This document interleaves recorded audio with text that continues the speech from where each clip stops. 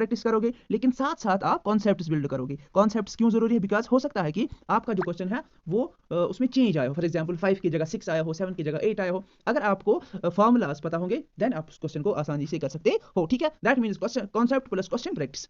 दूसरा, अस्सलाम वालेकुम, hello and welcome to the another video wherein we will discuss the strategies for class 10th. So dear students, आज आपका last day है and before exams तो आप लोग बहुत स्ट्रेस हो गए। ठीक है, तो मैं आपको कुछ स्ट्रेटजीज बताऊंगा जो आपको एग्जामिनेशन में जो अच्छा स्कोर करने में हेल्प करेगी। ठीक है, तो let's start with the video.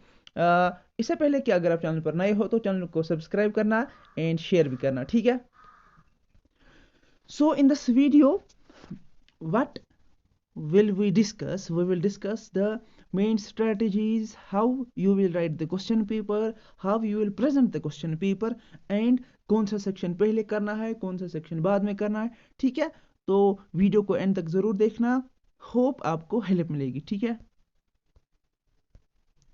सबसे जो पहला पॉइंट है वो आपका ये है कि जब भी आप आज स्टार्ट करोगे तो आप क्वेश्चन पेपर्स को प्रैक्टिस करोगे। ठीक है, क्वेश्चंस को प्रैक्टिस करोगे, लेकिन साथ साथ आप कॉन्सेप्ट्स बिल्ड करोगे। कॉन्सेप्ट्स क्यों जरूरी है? बिकॉज हो सकता है कि आपका जो क्वेश्चन है वो उसमें चेंज आया हो। फॉर एग्जाम्पल 5 की जगह 6 आया हो, 7 की जगह 8 आया हो।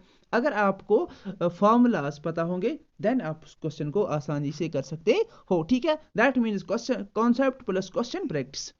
दूसरा जो मैं आपको बताऊंगा, जो आपको करना है वो ये है कि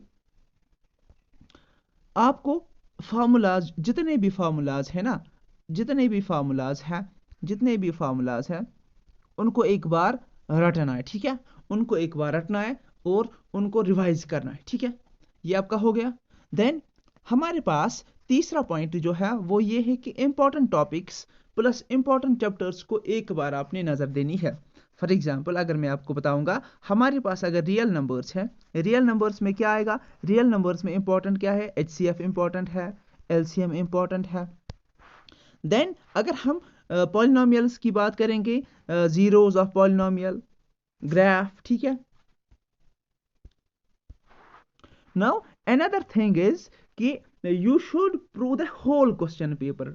ये आपको ध्यान में रखना है, जब भी आप कोई क्वेश्चन पेपर सॉल्व करोगे तो आपको खाली पढ़ना नहीं है कि आप बताओगे कि मैंने पढ़ा, हाँ शायद मुझे आ गया। नहीं, आपको ये पूरा क्वेश्चन करना है। ठीक है, लिखना है। समझ में आ रही है बात? देन आपको जितने भी सैंपल पेपर्स मैंने यहाँ पर अपलोड किए हैं उनको सॉल्व करने की कोशिश करनी है। समझ में आ रही है आपको बात?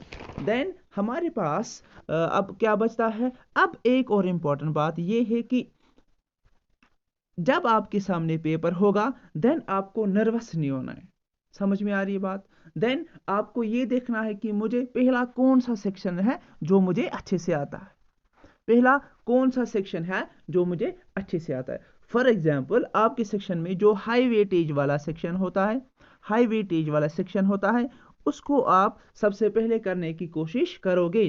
बिकॉज उस टाइम आपका दिमाग जो है ना वो थोड़ा फ्रेश होता है और आपको ज्यादा वहां पर अच्छे मार्क्स आएंगे। और इसके बाद आप सेकंड इजी वाला करोगे, देन लास्ट वाला इजी वाला करोगे, यानी कि मोस्टली प्रोबेबली आपकी जो ऑब्जेक्टिव्स है वो आप एट द एंड करोगे। अब एक और बात है जो इंपॉर्टेंट ये है कि आप हमेशा रफ वर्क का इस्तेमाल करोगे। अगर आपको कोई क्वेश्चन नहीं आता है, आपको लगता है शायद मैं ये नहीं कर पाऊंगा, तो आप अपने पेपर में वो ऐसे ही नहीं लिखना, फिर वो गलत हो जाएगा, फिर क्रॉस मारोगे तो वो फिर आपका जो पेपर होता है वो गंदा होता है। दैट मीन्स अगर आप वो क्वेश्चन फिर करोगे भी उसके नीचे या उधर इधर, फिर एग्जामिनर को वो वाला क्वेश्चन अच्छा नहीं लगता है। ठीक है, इसका ये मतलब है कि अब आपको रफ वर्क भी करना है। रफ वर्क आपका जो पीछे वाला लास्ट वाला पेपर है वहां पर रफ वर्क होता है, वहां पर रफ वर्क आप कर सकते हो। लास्ट जो मैं आपको यहां पर बताऊंगा एंड इंपॉर्टेंट पार्ट ये है कि आपको पेपर प्रेजेंटेशन आनी चाहिए। पेपर प्रेजेंटेशन बहुत ही जरूरी है। आपको क्वेश्चन को लिखना आना चाहिए। फिर कैसे? फॉर एग्जाम्पल अगर आपका आंसर कुछ निकला 3 सेंटीमीटर तो आप इसको बॉक्स में रखोगे एट द एंड।